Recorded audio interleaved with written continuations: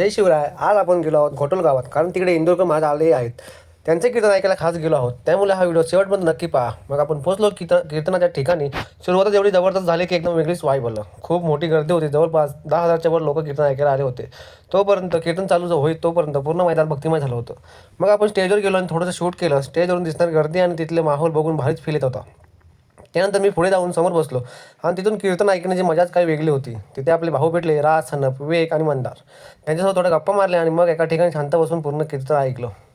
कीर्तन संपल्यानंतर इंदुरकर महाराज यांचा सत्कार करण्यात आला. मी तर पहिल्यांदा त्यांना प्रत्यक्ष पाहायला गेलो होतो आणि खरंच एकदम एक्स्ट्रा ऑर्डिनरी अनुभव होता. मग रोहित शेठ भेटले. हे सध्या आउट ऑफ कंट्री असल्यामुळे खूप दिवसांनी भेट झाली. नंतर करण पण जॉईन झाला आणि मग रोहित शेठ यांचा सत्कार झाला. त्यांचं थोडंसं सिनेमॅटिक शूट पण घेतलं आणि तिथेच बाउन्सर तर एकदम कडक होते.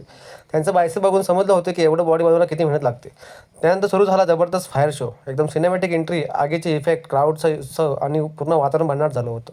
फायर शो नंतर तर पूर्ण मैदान पेटवलं होतं. क्राऊडची एनर्जी नेक्स्ट लेवल होती. Night vibe, fire effect, pure goosebump movement. हा एक्सपिरियन्स आयुष्यात लक्षात राहणारा होता. घोटलगावात आज खरंच उत्साहाचा माहोल होता. मग मी आणि करण घरी निघालो, कारण आपल्याला सकाळी पुन्हा जॉबवर जायचं आहे.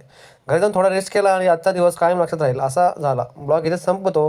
पुन्हा भेटूया नेक्स्ट ब्लॉगमध्ये. तोपर्यंत हा व्लॉग शेअर आणि कमेंट आणि सबस्क्राईब करायला विसरू नका. तोपर्यंत बाय बाय.